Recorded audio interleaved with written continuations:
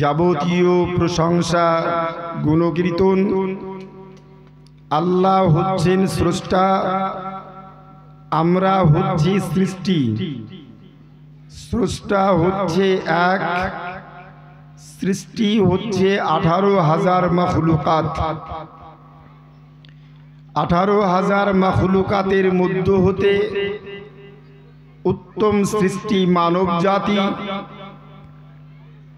প্রত্যেক সৃষ্টি জগৎ মহান আল্লাহর সন্তুষ্টির জন্য আল্লাহর কাছে প্রিয়ার প্রার্থনা করে থাকে বিভিন্ন ভাষায়, বিভিন্ন রকম ভাবে। 18,000 মখলুকাতের মধ্য হতে উত্তম সৃষ্টি মানব জাতি। আমরা উত্তম সৃষ্টি হিসাবে মহান স্রষ্টার শত সহস্র শুকরিয়া জ্ঞাপন করত। প্রত্যেকে মুহাব্বতে বলি আলহামদুলিল্লাহ। অতঃপর বিশ্বের শান্তির দূত, সাম্যবাদ ধর্মের প্রতিষ্ঠাতা, গণতান্ত্রিক ধর্মের প্রবর্তক, বিশ্বগুরু, জগৎগুরু, মানব জাতির কল্যাণকারক,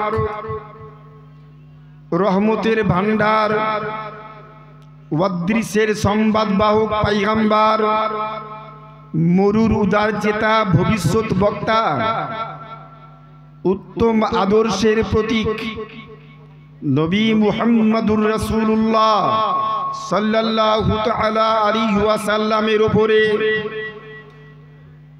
মহারাজপুর অত্র এলাকার সমস্ত গ্রামবাসীর তরফ হতে, জালসার মাহফিলের শ্রোতাদের তরফ থেকে শত কোটি দরুদ ও সালাম পাক মদিনায় বর্ষিত হোক।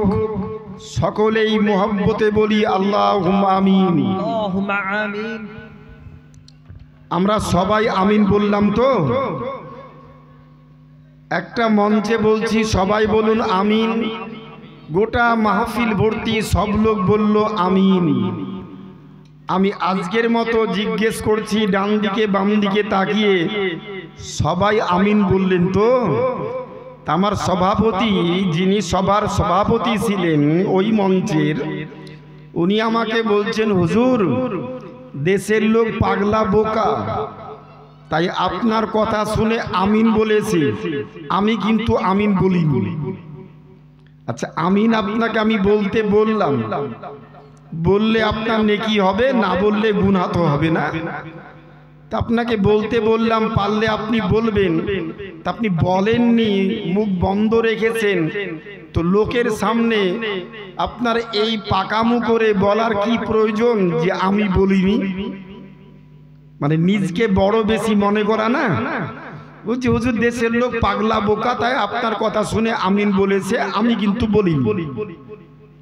আমি বললাম ভাই কারণ? আমাকে বলছে আপনারা তো আলিফ বে পড়া লোক, এবিসিডি বুঝেন না, বিজ্ঞান দর্শন বুঝেন না। বর্তমান সময় বিজ্ঞানীদের গবেষণা রিসার্চ, এক দেশ থেকে অপর দেশে কথা যায় টাওয়ারের মাধ্যমে, স্যাটেলাইটের মাধ্যমে, আয়নোস্ফিয়ার তরঙ্গের মাধ্যমে। আপনি যে বললেন এখান থেকে শত কোটি দরুদ ও সালাম পাক মদিনায় বর্ষিত হোক, গুগল সার্চ করলেই, আপনার গুগল ম্যাপ সার্চ করলেই পাওয়া যায় এখান থেকে মদিনা শরীফ প্রায় 8,500 কিলোমিটার পথ। তা আপনি যে বললেন শত কোটি দরুদ ও সালাম বর্ষিত হোক, আপনার মুখে, এই গ্রামবাসীর মুখে ওই মেশিনটা কি লাগানো আছে যে এখান থেকে আমিন বললেই 8,500 কিলোমিটার রাস্তা দূরে মদিনা, সেখানে মুখের শব্দটা হাজির হয়ে যাবে? যুক্তিটা খারাপ না? আমি বললাম চট করে, ভাই আপনার বেশ ভালো বুদ্ধি, চরম ভালো জ্ঞানী মানুষ আপনি, কিন্তু 1 মিনিট আপনাকে একটা কথা জিজ্ঞেস করব। বলে বলুন। আচ্ছা আপনার বাপ মা বেঁচে আছে না মারা গেছে গো? তো বলছে হুজুর দুটোই নাই। আমি ঠিক করে বলেন? তো বলছে হুজুর মানুষ মিথ্যা কথা বলে ঠিক আছে, সব জায়গায় তো আর মিথ্যা বলে না, কিছু কিছু জায়গায় মানুষ তো সত্য কথা বলে। বাপ মা মারা গিয়েছে যেখানে, এখানে মৃত্যুর কথাতে আশা করি কোনো মানুষ মিথ্যা কথা বলবে না, তাই না? এখানে কোনো স্বার্থ নাই যে ব্যক্তি স্বার্থের জন্য কেউ মিথ্যা কথা বলবে। হুজুর আল্লাহর কসম করে বলছি আমার বাপও নাই মাও নাই। ঠিক বাপ মা কেউ নাই না? তো না। কতদিন পূর্বে ইন্তিকাল করেছে? বলছে 10-12 বছর হলো। আমি 10,000 প্রায় শ্রোতা, তাদের সামনে উনাকে একটা প্রশ্ন করলাম, মানে ওষুধ দিলাম। রোগ তৈরি হয়েছে, রোগের ওষুধ দিলাম। কেন? আমরা কি ডাক্তার?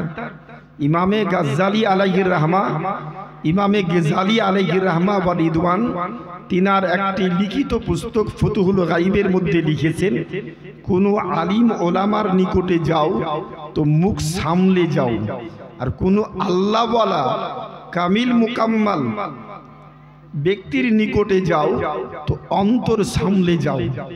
ওলামাই কেরাম ফতোয়া দিবেন মুখের কথার উপরে, আর আল্লাহর ওলিগণ ফতোয়া দিবেন অন্তরের কথার উপরে। বুঝতে পেরেছেন? আমার অন্তরে কি বলছে, আমার মনে মনে কি গাইছে, আমার মনের প্রশ্নের উত্তর দিবেন আল্লাহওয়ালা ব্যক্তি যিনারা, তিনারা ব্যক্তির মনের প্রশ্নের উত্তর দেবেন। আর আলিম ওলামা মুখের কথার উপরে ওনারা প্রশ্নের উত্তর দেবেন, ফতোয়া দেবেন। আমি বললাম শুনেন, আপনার বাপ মা কেউ নাই বলে না, ঠিক আছে। আচ্ছা যদি বলিনি এখনো, কথাটা খুব ক্লিয়ার করে বললাম, যদি বলি, এখনো বলিনি, future tense, not past tense, not present tense, but future tense. বিগত না, রানিং না, আগামী ভবিষ্যৎ। যদি বলি, ইফ এনি, যদি বলি আপনার বাপটা হারামি ছিল, আপনার মাটা হারামি ছিল, একটু একটু রাগ ডাগ হবে নাকি? আমি জিজ্ঞেস করছি ভদ্রলোককে, আমার সভাপতিকে বলছি, আচ্ছা মনে করি আপনার বাপটা হারামি ছিল, আপনার মাটাও হারামি ছিল, 10-12 বছর আগে মারা গিয়েছে, তো এটা একটু রাগ ডাগ আপনার হবে নাকি এই কথা শোনার পর? তো এমন রাগা রেগেছে, পাই না যে মাইকের স্ট্যান্ড তুলে আমার মাথায় চাপিয়ে দেয়, এত রাগা রেগেছে বেচারা। আচ্ছা বেয়াদব লোক তো আপনি শিক্ষিত মানুষ, আপনাকে আমরা প্রধান বক্তা হিসাবে নিমন্ত্রণ করেছি, আর আপনি বহুদূর থেকে এসেছেন আমাকে অপমান করার জন্য। এই কলেজের মাঠে প্রোগ্রাম, আর এই কলেজের আমি প্রফেসর, আমার এখানে বাড়ি, আর এতগুলো লোকের সামনে আপনি আমাকে বলছেন আমার বাবা হারামি ছিল, আমার মা হারামি ছিল, একই সহ্য করা যায়? আমি বলছি এখনো বলিনি, যদি বলি, ইফ এনি, আমি আপনার বাপকে হারামি বলিনি। 10,000 লোক সাক্ষী আছে, সব লোককে বললাম, বলেছি বাপ? বলছে না বলেননি। কি বলেছি? যদি বলি। এখনো তো বলিনি। আমি অত বড় স্পর্ধা আমার নেই যে আপনার বাপকে আমি হারামি বলবো। আমি বিদেশি বাড়ি, বিদেশি মানুষ, আমি অত বড় স্পর্ধা নেই। আমি ওই পরিবারের সন্তান নই যে অশ্লীল নোংরা ভাষা মুখে উচ্চারণ করবো বিনা কারণে, না, নেভার। বলিনি, যদি বলি। এখনো তো বলিনি। আপনি রাগ করছেন কেন? বললে আপনি রাগ করবেন, আমি তো হারামি বলিনি, যদি বলি। তা আপনি বলুন, এবার বুকে হাত দিয়ে বলুন যে আমার হারামি কথাটা যদি বলি, এই হারামি কথাটা আমার মুখে কি মেশিন লাগানো আছে যে হারামি কথাটা বলা মাত্রই আপনার বাপের পচা হাড়ে ধাক্কা লাগলো, আর বেটা রক্ত গরম হয়ে সামনে আপনি এগিয়ে আসছেন আমাকে হুমকি দেওয়ার জন্য? কোন টাওয়ার লাগানো আছে আপনার বাপের কবরে? কথা বুঝতে পারছেন না? কোন টাওয়ার লাগানো আছে আপনার মায়ের কবরে? হারামি বললাম, আর কথাটা দ্রুত গতিতে পচা হাড়ে ধাক্কা খেলো, আর বেটা রক্ত গরম হয়ে এগিয়ে আসছেন। আমাকে বলছে মাফ করবেন, I am very very sorry, do not mind by you. কিছু মনে নেবেন না স্যার, আপনি আমাকে ক্ষমা করবেন, মাফ করবেন। সত্যিকার অর্থে মন থেকে বলছি, বাপ মা মারা গিয়েছে, 5 টাকা কোনোদিন দান করিনি, কোনোদিন 5 টাকা দান করিনি। কারণ দান করার পরে দান যাবার তো কোনো রাস্তাই নাই, শুধু মৌলবীদের পকেট ভর্তি করা ছাড়া কোনো পথ নাই। 5 টাকা দান করিনি হুজুর। আজকে দৃঢ় বিশ্বাস মনের রোগের পরিবর্তন ঘটেছে, রোগ সেরে গিয়েছে। যদি হারামি কথা আমাকে বলতে হলো না, ও নিজেই কান ধরে লোকের সামনে বলছে হারামি কথা যদি এত গতিতে পুরাতন হাড়ে পচা হাড়ে ধাক্কা খেয়ে বেটা রক্ত গরম হয়। ওলামাই আহলে সুন্নাতের আকীদা, ওলামাই আহলে সুন্নাতের আকীদা, ওলামাই আহলে সুন্নাতের আকীদা পাবলিক পুরো বিশ্বের ওলামাই প্রত্যেক আহলে সুন্নাত ওয়াল জামাতের আকীদা। গালি যত গতিতে বাপ মায়ের কবরে যত গতিতে গালি হাজির হয়, গালির থেকে 70 লক্ষ গুণ বেশি গতিতে দোয়া খায়রের সব, ফাতিহা মিলাদের সব, কুলখানির সব, কোরআন খানির সব, দান খায়রাতের সব, দরুদ সালামের সব, তার থেকে 70 লক্ষ গুণ বেশি গতিতে বেশি বেশি করে হাজিরটা হয়। 15 আবার একজন 500 টাকা দিয়েছে, রইসুদ্দিন মাস্টার মশাই দিয়েছেন। আচ্ছা, রইসুদ্দিন মাস্টার মশাই 5000 টাকা দিয়েছেন। যে আশাতে যে নিয়াতে করিয়াছে দান, কবুল করো আপের হামান। আল্লাহ মনোবাঞ্ছা পূর্ণ করে দাও, আসমানি বালা জমিনি বালা দূরীভূত করে দাও। যে আশা নিয়ে 500 টাকা, আরেকজন 5000 টাকা এই কবরস্থানে রুহে মাগফিরাতের উদ্দেশ্যে, আত্মার কামনার্থে, ইসালে সব উদ্দেশ্যে, কবরস্থানের উন্নতি কল্পে। আমি শুনছিলাম আমার বহুদিনের বন্ধুবর মুফতি সাহেব হযরতুল আল্লাম মুফতি রাবিউল ইসলাম ইসবাহি সাহেব, আমার বহুদিনের তিনি খুব কাছের নিকটের বন্ধু, ওনার মুখ থেকে শুনছিলাম, হযরত আমরা এই জালসার সব পূর্ব প্রস্তুতি নেওয়ার পরে হঠাৎ করে আমাদেরকে একটা জমি খরিদ করতে হয়েছে, প্রায় 12 লক্ষ টাকা দাম।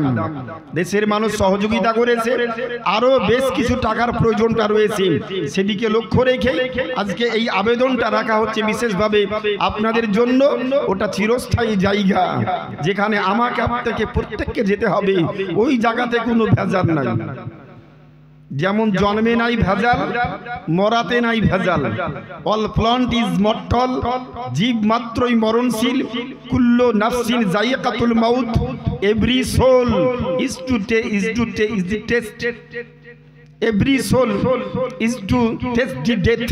প্রত্যেক আত্মাকে মৃত্যুর স্বাদ গ্রহণ করতে হবে চিরন্তন। এখানে কারো কোনো মতনৈক্য নেই, কারো কোনো ভেজাল নেই। বিশ্বনবী দুনিয়াতে আসেননি, কোরআন নাজিল হয়নি। কোরআন নাজিল হওয়ার 3200 বছর পূর্বে, 3200 বছর পূর্বে হিন্দু শাস্ত্রে দেবতা অথর্ববেদের 3য় খণ্ডে 14 পৃষ্ঠা 12 লাইনের পরে ওর পুস্তকের ভিতরে একটা স্তবক লিখে রেখেছে, ওম নমস্তে সর্বভূত নমো মৃত্যুনং চিরন্তনং নমো নমস্কন্তে নমো। যার জন্ম হয়েছে তাকে মরতে হবে চিরন্তন, এতে কোনো মতনৈক্য ভেজাল নেই। আপনি যেখানেই থাকুন না কেন, আপনার মৃত্যু অনিবার্য। আমরা মরণকে সবাই জানি মরতে হবে, কিন্তু মরণকে কেউ স্মরণ করি না। আমরা এই মজলিসে যারা বসে আছি, একটু 1 মিনিট চিন্তা করেন তো, প্রিভিয়াস আমরা যারা এখানে বসে আছি 100 বছর পূর্বে একজন ব্যক্তি কেউ ছিলাম। কথা বুঝতে পারছেন না? 100 বছর পূর্বে আমরা কেউ ছিলাম। আচ্ছা, আর একটা কথা বলুন তো, 100 বছর পূর্বে এখানে যারা আমরা বসে আছি কেউ ছিলাম না। আচ্ছা, আগামী 100 বছর পর যারা এখানে আমরা বসে আছি, আগামী 100 বছর পরে থাকবো? কেউ থাকবো না। তাহলে 100 বছর পূর্বে আমরা কেউ ছিলাম না, আগামী 100 বছর পরে আমরা কেউ থাকবো না নিশ্চিত। কিন্তু যদি কোনো 90 বছর বয়সী ব্যক্তিকে জিজ্ঞেস করি, চাচা বয়স তো বেড়েছে, কবরে যেতে হবে, একটু আল্লাহ রসুলকে স্মরণ করুন, দ্বীন ইসলামের পথে আসুন। ও চট করে রেগে গিয়ে বলবে, শুধু আমাকে তুমি পাও মরার কথা বলতে, আমি এত তাড়াতাড়ি মরে যাব? মরতে কেউ চাই না আমরা, মরবো গ্যারেন্টি, কিন্তু মরতে আমরা কেউ চাই না। বুখারী শরীফের হাদিস, নবী আমার বলেছেন, ওয়াজকুরুল মাউতা ফাইন্নাহা তুযাক্কিরুল আখিরা। বান্দা তোমরা মরণকে বেশি বেশি স্মরণ করো, মৃত্যু স্মরণ করলে আখিরাত স্মরণ হয়, আখিরাত স্মরণ থাকলে ওই ব্যক্তির দ্বারা পাপের কাজ গুনার কাজ হয় না। মানুষ যখন আখিরাতকে ভুলে যায়, কবরকে ভুলে যায়, মৃত্যুকে ভুলে যায়, তখন তার দ্বারা পাপের কাজ গুনার কাজ হতে একটু দেরি হয় না। কথা ঠিক না? একবার মনোযোগ দৃষ্টি আকর্ষণ করে, আর একজন বাবা জীবন দিয়েছে 100 টাকা, আপনাদের উদ্দেশ্যে দৃষ্টি আকর্ষণ করে আমার বক্তব্যের সূচনার মধ্যেই যেই কথা বলতেছিলাম আবারও বলি, অত্র এলাকা গ্রামবাসীর তরফ হতে আজকের এই মাহফিলের তরফ থেকে 100 কোটি দরুদ ও সালাম পাক মদিনায় বর্ষিত হোক। আর একবার মহব্বতে সকলে বলি আল্লাহুম্মা আমিন। আজকের দিনে আমরা জালসা শুনছি খুব বেশি, কাজ করছি কম। আজ থেকে বিগত 30 বছর পূর্বে, 40 বছর পূর্বে, 100 টাকা দিয়েছি বাবাজি, 40 বছর পূর্বে আমাদের এলাকায় জালসা হয়েছে মুর্শিদাবাদ, মালদাহে, খুব কম সংখ্যক জালসা, কিন্তু সন্ধ্যায় শুরু হয়েছে আর ফজরে শেষ। মানুষ প্রাণ খুলে মন দিয়ে আলিম ওলামাদের বক্তব্য শুনেছেন এবং নিজকে পরিবর্তন করার চেষ্টা করেছেন, ঠিক না? কিন্তু আজকের দিনে জালসা হচ্ছে পাড়ায় পাড়ায়, বাড়ি বাড়ি। মানসিকতা শোনারও নাই, মানসিকতা পরিবর্তনের নাই। জালসাটা হয়ে গিয়েছে বর্তমানে এক ধরনের ফ্যাশন। 3 দিনের জীবনী, 5 দিনের জীবনী, 7 দিনের জীবনী। লাভটা কি হচ্ছে? জীবনী করে আমার মতো কিছু মৌলবীর পকেট ভর্তি হচ্ছে, কথা ঠিক না? আমার মতো কিছু বক্তার পকেট ভর্তি হচ্ছে, আর ওই কিছু আদায় করে মাদ্রাসা মসজিদের কিছু কাজ হচ্ছে। পাবলিকের পরিবর্তন কতটা হচ্ছে জীবনী জালসা করে? আমার তো মনে হয় সত্যি এটা এক ধরনের ফ্যাশনে পরিণত হয়েছে।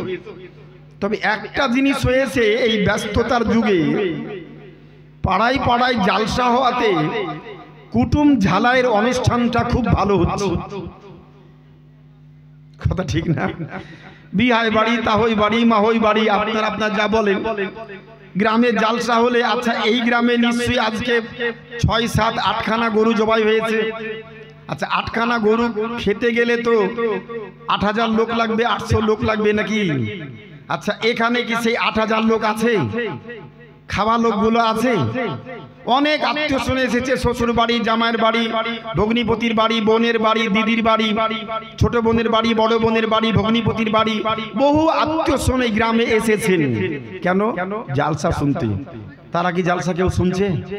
খাবার খেয়েছে, কুটুম ভোজন হয়েছে, হয় বাড়িতে কেউ ঘুমোচ্ছে, না হলে গাড়ি নিয়ে আপন বাড়িতে রওনা, তাই না?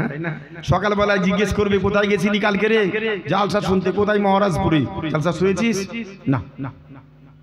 কোন কোন বক্তা এসেছিল জানি না। তাহলে ওই গিয়েছিলাম, কুটুম ঝালাইটা হয়েছে, কিন্তু জালসাটা শুনিনি, মানসিকতা নাই। বড় বিপদের মধ্যে অবস্থান করছি আমরা। আজ খুব ব্যথা ভরা মন নিয়ে, দুঃখ ভরা মন নিয়ে গুরুত্বপূর্ণ কিছু ইসলামের ইতিহাস পরিবেশন করব।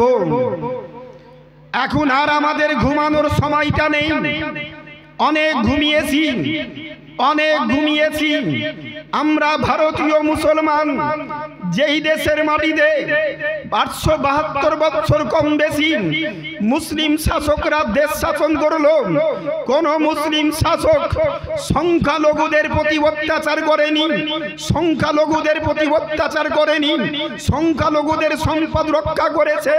প্রত্যেক শাসকরা নিজের গোষ্ঠীর থেকে সংখ্যালঘুদেরকে বেশি ভালোবেসেছে, তাদেরকে বেশি শান্তিতে রেখেছে। কেননা আজ থেকে 1500 বছর পূর্বে আমার নবী, আপনার নবী, বিশ্ব নবী, নবী আমার পবিত্র জুবানে বলেছেন, সংখ্যাগুরু শাসকের অধীনে সংখ্যালঘু যারা থাকবে, সংখ্যাগুরু শাসকের অধীনে সংখ্যালঘু যারা থাকবে, সংখ্যাগুরু শাসকের অধীনে সংখ্যালঘুরা শাসকের কাছ থেকে যদি অত্যাচারিত হয়, যতদিন অত্যাচারিত হবে ওই দেশের মাটিতে আল্লাহর রহমত বর্ষণ হবে না, আল্লাহর রহমত বর্ষণ হবে না, বরকত নাজিল হবে না, বরং আল্লাহর তরফ থেকে ওই দেশের মাটিতে জহমত নাজিল হবে, জহমত নাজিল হবে, অভিশাপ নাজিল হবে। 1500 বছর পূর্বে আমার নবী, আপনার নবী বলেছেন। তাই নবীর ওই বাণীকে সামনে রেখে আমাদের দেশের মুসলিম শাসক যারা, ওই মুহাম্মদ বিন ঘড়ি থেকে আরম্ভ করে শেরশাহ বাদশাহ, মুঘল সাম্রাজ্যের বাদশাহ, শাসকরা সকলেই আপনার নবী পাকের ওই হাদিসটাকে মান্যতা দিয়ে, উমারে ফারুকের সেই বক্তব্যের মান্যতা দিয়ে সংখ্যালঘুদের প্রতি কেউ অত্যাচার করেনি, করেনি, করেনি। জাতের কথা বলেননি, গোষ্ঠীর কথা বলেননি, ধর্মের কথা বলেননি, বলেছেন সংখ্যাগুরু শাসক আর অধীনস্থ সংখ্যালঘুরা যতদিন শান্তিতে বসবাস করবে ততদিন ওই দেশের মাটিতে আল্লাহর রহমত বর্ষণ হবে। আমরা তো সেই মুসলমান, আমরা ব্যভিচারী নই, আমরা জিহাদি নই, আমরা সন্ত্রাসী নই। মুসলমান কোনদিন সন্ত্রাসী হয় না, মুসলমান জিহাদি হয় না, মুসলমান সন্ত্রাসকে বিশ্বাস করে না।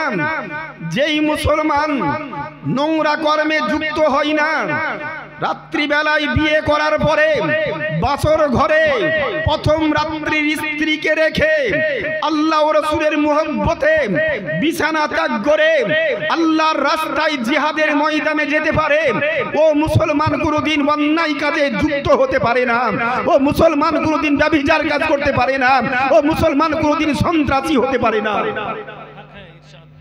সন্ত্রাসী হতে পারে না। যে সন্ত্রাসী হয়, যে সন্ত্রাসী হয় সে কোনদিন মুসলমান হয় না, কারণ সন্ত্রাসীদের কোনো জাত থাকে না। ঠিক আছে, কোনো জাত থাকে না। কিন্তু আজকের দিনে কি বলা হচ্ছে, আমরা ভারতীয় মুসলমান, আমাদের বাপ দাদু, আমাদের পূর্বপুরুষরা এই দেশকে ভালোবেসে 9,40,087 একর সম্পত্তি আল্লাহর রাস্তায় দেশবাসীর জন্য, জাতির জন্য আল্লাহর রাস্তায় দান করে গিয়েছে। এটাই হচ্ছে ওয়াকফ সম্পত্তি। আজ গুরুত্বপূর্ণ কিছু ইতিহাস পরিবেশন করব। আলিম ওলামার মুখ থেকে এই ইতিহাস বিষয়ক আলোচনা খুব কম আলেম ওলামারাই করে থাকে। জি হাজরা, আমি কিছু আজকে গুরুত্বপূর্ণ চ্যাপ্টার ওপেন করব। যদি আপনারা আমার সহযোগিতা করেন, এখানে থেকে সহযোগিতা করা আর টাকা পয়সা আর্থিকভাবে সাহায্য করে সহযোগিতা করা, দুটোই লাগবে, সে একটাতে হবে না। শুধু শুনবেন আর দিবেন না তাও হবে না, দিতেও হবে, শুনতেও হবে, তাই না? তবেই গা কাজ আমার হবে। 500 টাকা দিয়ে সারাক বাবা বলতেছিলাম, আজকের দিনে সেই কথা শুনতে হচ্ছে। আমাদের দেওয়ালে পিঠ থেকে গিয়েছে। ভারতবর্ষের মাটিতে খ্রিস্টানদের ট্রাস্ট আছে, ভারতবর্ষের মাটিতে ইহুদিদের ট্রাস্ট আছে, ভারতবর্ষের মাটিতে ব্রাহ্মণদের ট্রাস্ট আছে। ওদের ট্রাস্ট ওদের মতো করে চলবে। ভারতের সংবিধানের 14 নম্বর ধারা, 16 নম্বর ধারা, 36 নম্বর ধারা, সংবিধানের 3টি ধারাতে ওটাই উল্লেখ আছে। ভারতীয় সংবিধান ডক্টর বি আর আম্বেদকর 1949 সালে 47 সালে দেশ স্বাধীনতা লাভ করলো। 48 সাল থেকে সংবিধান লিখার কাজ শুরু হলো। 49-এ লিখার কাজ কমপ্লিট হলো। আর 49-এ লিখার কাজ কমপ্লিট করে 1950 সালে 26শে জানুয়ারি এটা পাস হলো, সংবিধানটা পাস হলো। ওই সংবিধানে শুধু হিন্দু ছিল না, মুসলিম ছিল না, হিন্দু মুসলিম খ্রিস্টান বৌদ্ধ দেশের সর্বোচ্চ ব্রেনের উচ্চ পদস্থ ব্যক্তিরা ওই সংবিধান রচনা করার সময় ছিল। ডক্টর বি আর আম্বেদকরের তারা সহযোগিতা করে ভারতবর্ষের সংবিধান লিখা হলো। সেই সংবিধানে লিখা হলো 14 নম্বর ধারা, 16 নম্বর ধারা, 36 নম্বর ধারাতে লিখা হলো প্রত্যেকটা গোষ্ঠী প্রত্যেকটা জাতির আপন আপন ধর্মের বিষয়ে কেউ কোনোদিন পরিবর্তন করার চেষ্টা করবে না।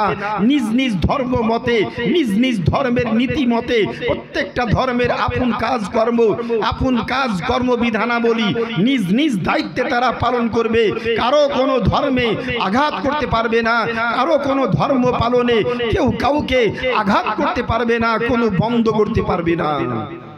যদি আজকে আমি কথাটা বলে থাকি, হিন্দু ট্রাস্ট আছে, বৌদ্ধ ট্রাস্ট, খ্রিস্টানদের ট্রাস্ট আছে, ব্রাহ্মণদের ট্রাস্ট আছে, ইসাইদের ট্রাস্ট আছে, ওদের ট্রাস্টে কি কোনো মুসলমান সদস্য নিয়োগ করা যাবে না?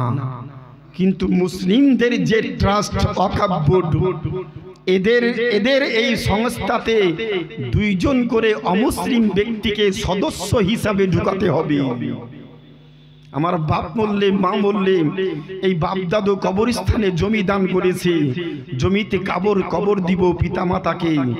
স্বাধীনভাবে ওই স্বাধীনতা থাকবে না, স্বাধীনতাকে কেড়ে নেওয়ার জন্য ঠান্ডা ঘরে বসে বসে আরএসএস এই যে দেশ বিরোধী সংগঠন আরএসএস দের আপনার ঠান্ডা ঘরে বসে বসে 97 বছর ধরে তারা যুক্তি করছে, পরামর্শ করছে যে কেমন করে মুসলিম কাছ থেকে তাদের সব সম্পদগুলো আমরা কেড়ে নিয়ে দ্বিতীয় শ্রেণীর এদেরকে নাগরিক তৈরি করা হয়। এই পরিকল্পনা আজকে নতুন নয়, 97 বছর ধরে চলছে পরিকল্পনা। কিন্তু এই বছর গত 3 তারিখে রাত্রি দিনে পারল না। সকাল 10টা থেকে শুরু হলো অধিবেশন, 12টা, 1টা, 2টো, 3টে, 4টে, সন্ধ্যা 6টা, রাত্রি 8টা, 10টা, 12টা, প্রত্যেকটা সাংসদরা হুঙ্কার ছাড়ছে। কিন্তু বহু বেঈমান সাংসদকে দেখলাম, বহু মুনাফিক সাংসদকে দেখলাম। এই কদিন আগে রমজান মাসে মুসলমানদের পাশে বসে ইফতার খেয়েছি, তরমুজ খেয়েছে, খেজুর খেয়েছে, সাদ করে মাথায় টুপি দিয়ে ইফতার করেছি। আর ওরা আবার মুসলমানদের এই ক্ষমতাচ্যুত করার জন্য ওয়াকফ বোর্ডের বিরুদ্ধে তারা ভোটও দিয়েছে। দেখলাম না আমরা? মিডিয়ার যুগ, এখন তো আর ঢাকচাপ কিছু নাই, সব তো প্রকাশিত। আমি বলছি, এটা তো আমার মনের কথা বলছি না, আপনারাও জানেন, আমিও জানি। জানা কথাটাই আমি বলছি, যেটা ঘটছে দীর্ঘদিনের প্রচেষ্টা। আজ যদি আমরা ঘুরিয়ে না বসি, দেওয়ালে পিঠটা ঠেকে গিয়েছে। আগামী দিনে সত্যিকার অর্থে স্ত্রী, ছেলে মেয়ে, সন্তান সন্ততিকে নিয়ে দেশে বসবাস করাটা মুসলিম জাতির জন্য একটা বড় দুষ্কর পরিবেশ পরিস্থিতি সামনে আসতে চলেছে।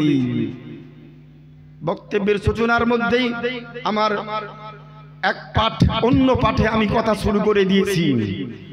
আল্লাহর প্রশংসার পরে পরে নবী পাকের প্রশংসা গুণকীর্তন, সময় সাপেক্ষ আলোচনা করব, নতুন কিছু ইতিহাস পরিবেশন করব। ইতিহাস নতুন নয়, ইতিহাস পুরাতন। ইতিহাসেরই একটু পুনরাবৃত্তি করব। অত এলাকায় বহু শিক্ষিত জ্ঞানীগুণী ব্যক্তি আছেন, আমি জানি। এই গ্রামের মাস্টার সিরাজুল ইসলাম, ওনার বড় মেয়ে শামসাদ বেগম 2012 কি 13 সালে যখন চাকরি পাই, সরকারি চাকরি, আমি যে প্রতিষ্ঠানে কাজ করছি সেই প্রতিষ্ঠানে চাকরি পাই। যোগাযোগ করে আমার বন্ধুবর মুফতি নিজামুদ্দিন সাহেব মহারাজপুর মাদ্রাসার শিক্ষক ছিলেন, তার কাছ থেকে ফোন নাম্বার জোগাড় করে এখান থেকে ওনারা যান। আমি বহরমপুর স্টেশন থেকে নিয়ে আমার স্কুলে ওনাদেরকে নিয়ে গেছিলাম। ওনার পরিবার খুব শিক্ষিত পরিবার। আজকে এখানে আসার পরও সাক্ষাৎ ঘটেছে। আমার কলিগ এখন ওখান থেকে চলে এসেছে নিজ এলাকার প্রতিষ্ঠানে, আমার সঙ্গে দেখা করতে এসেছিল। খুব শিক্ষিত পরিবার। দুটো দিন একেবারে একই দিনে দুটো আপনার আঘাত। এক হচ্ছে ভারতীয় মুসলিমদের ওপরে আপনার সংসদ থেকে বিল পাস হলো ওয়াকফ বিল, যেটা একটা বড় কালা দিবস, কালা কানুন পাস হলো, জাতির জন্য বড় একটা অবক্ষয়ের সময়। আর পশ্চিমবঙ্গবাসীর জন্য কিছু বললে ভুল হবে, সিংহভাগ যোগ্য বিজ্ঞ শিক্ষকরা তারা ঘুষ দিয়ে না, ব্রেন খাটিয়ে পড়াশোনা করে, ডিগ্রি করে, এমএসসি বিএসসি ডিগ্রি করে, এমএ বিএড ডিগ্রি করে, বাবার প্রচুর টাকা খরচ করে পড়াশোনা করে তারা যোগ্যতায় চাকরি পেয়েছিল প্রায় 25,753 জন ছেলে। কিন্তু আজকে ওই দিকের মুখটাকে ঘুরিয়ে দেওয়ার জন্য ওইদিকে বিল পাস হলো দিল্লি সংসদে, আর পরের দিনই আবার সকাল 10টার সময় ঘোষণা হচ্ছে 26,000 শিক্ষকের চাকরি বাদ।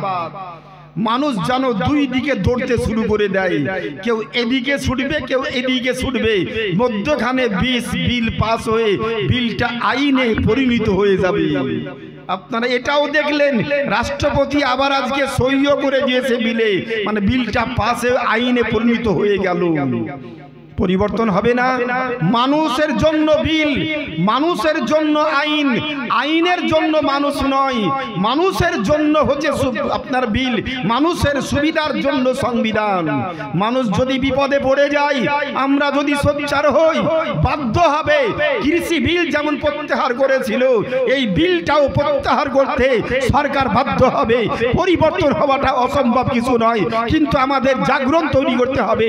পাড়ায় পাড়ায়, মহল্লায় মহল্লায়, পুরো দেশব্যাপী, দেশ থেকে গ্রাম থেকে শহর, শহর থেকে কেন্দ্র পর্যন্ত আন্দোলন গড়ে উঠলে কেন্দ্র সরকার বাধ্য হবে এই আইনকে প্রত্যাহার করতে। ঘুমিয়ে থাকলে হবে না বাবু, খুব হয়েছে ঘুমানো। এখন জাগরণের সময়টা আমাদের নিকটে উপস্থিত হয়েছে। আল্লাহ ও রাসূলের মুহাব্বতে এই কবরস্থানের উন্নতি গল্পে জালসা।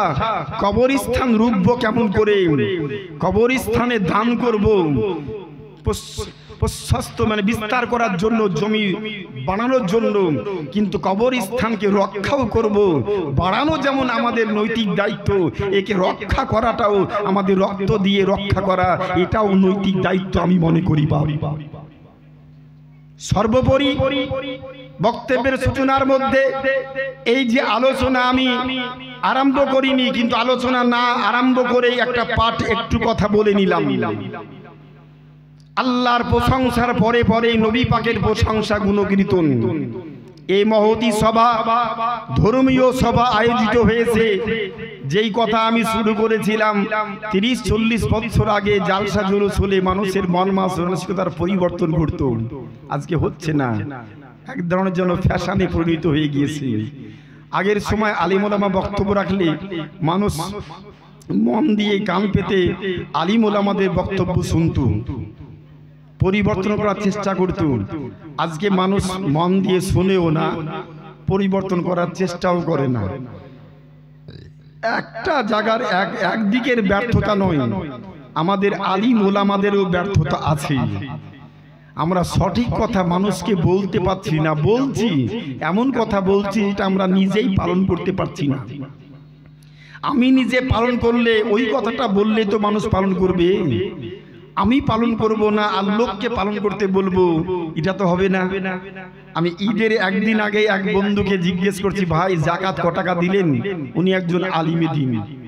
তো বলছে আমাদের আবার জাকাত কিসের? আজ বৎসরে আপনি কত টাকা রোজগার করেন? বলে প্রায় 20 লাখ। অ্যাকাউন্টে ক টাকা আছে? আছে 10-12 আছে। আপনাকে জাকাত লাগবে না? আমরা মৌলবি মানুষ, যে গরিব মানুষ, যে আমি বললাম দুনিয়ার লোকের জন্য ফতোয়া 25 মানে 10 লাখ হলেই 25,000 জাকাত দিতে হবে, 20 লাখ থাকলে 50,000 জাকাত দিতে হবে। আর আপনি 1 পয়সা জাকাত দিবেন না, আর ওই মুখে লোককে জাকাত দেওয়ার কথা বলবেন, আপনার কথা কেউ শুনবে নাকি? আমি তো কোনোদিন দিই না। যে আপনি দেন না, আপনি কেমন ধরনের ব্যক্তি? আপনি কি মরবেন না? আপনি কবরে যাবেন না? আমাকে চট করে বলছে হুজুর আপনি, আমি গত বছর দিয়েছিলাম 29,000 টাকা, এবারে দিলাম 63,000 টাকা। আমার টাকা কেউ কেড়ে নিবে নাকি? সম্পদ অর্থের পবিত্রকরণের জন্য জাকাত ব্যবস্থা। নামাজের মশলায় অনেক মুসলমান বেরিয়ে যাবে, কিন্তু জাকাতের মশলায় গিয়ে সব গলা আটকে যাবে। জাকাতের মশলায় কিন্তু বেরোবে না, এখানে গিয়ে কিন্তু আটকে যাবে। সব কিছুর আমরা মান্যতা দেব, একটা বিষয় নয়। ইসলামের 5টি স্তম্ভ, প্রত্যেকটা স্তম্ভকেই যার যেমন সামর্থ্য তেমন ভাবে আমল করা, আদায় করা, এটা হচ্ছে ফরজ ফরজ ফরজ। জালসা জুলুস হচ্ছে, আগেই মানুষ প্রশ্ন করছে হুজুর এই প্রশ্ন উত্তরটা দিবেন। এখন প্রশ্নকারীর সংখ্যা বেশি, উত্তরকারীর সংখ্যা কম। কোনো কথা বললেই আলিম ওলামা, কোনো কথা বললেই আমাদের ইয়াং জেনারেশন যুবক ছেলেরা আগেই বলছে হুজুর আপনি যে কথাটা বলছেন ওটা সহিহ হাদিসে আছে তো। যেটা আগে কেউ বলতো না, আলেমদেরকে সম্মান দিয়ে যা বলতো মাথা পেতে মেনে নিত। আর এখন কিছু বললে আগে বলছে আপনি যেটা বলছেন ওটা সহিহ হাদিসে আছে তো। ও জীবনে মাদ্রাসায় পড়েনি, ও ফেসবুকের মুফতি, হোয়াটসঅ্যাপ মুফতি, মেসেঞ্জার মুফতি, মানে মেসেঞ্জারের মুহাদ্দিস, ফেসবুকের মুহাদ্দিস, হোয়াটসঅ্যাপের মুহাদ্দিস। আগেই বলছে সহিহ হাদিসে আছে তো। তুমি সহিহ হাদিস পড়লে কোথায়? মোবাইল বের করে দেখাচ্ছে, এই দেখেন সহিহ হাদিসের অ্যাপস আছে, সব সহিহ হাদিস এখানে আছে। আমার মতো কোন মৌলবী তো অ্যাপসটা তৈরি করেছে, যে যেমন মৌলবী তার তেমন মতে তার 8100 টাকা দিলেন, 3100 টাকা নগদ, 6000 টাকা বাকি। বাসালা নারায়ে তাকবীর, নারায়ে রিসালাত। আব্দুল ওয়াহাব বাসওয়ালা 8000 টাকার দাতা জিন্দাবাদ। যে আশাতে যে নিয়াতে করিয়াছে দান, কবুল করো আপে রহমান। আল্লাহ দানকে কবুল করে নাও, দানের বরকতে আসমানি বালা জমিনি বালা দূরীভূত করে দাও, আমিন। বলতেছিলাম আপনাদের উদ্দেশ্যে খুব গুরুত্বপূর্ণ কথা হবে, আমার দিকে মনোযোগটা দেবেন। আর বেশি বেশি অত ঘন ঘন চাইতে গেলেও মানুষ যা দেওয়ার ঠিক দিবে, অত ঘন ঘন কাছে যায়েন না, মানুষ একটু লজ্জিত হবে। জি মনোযোগ। আপনারা এই এত বড় স্টেজ করে, লাইটিং করে,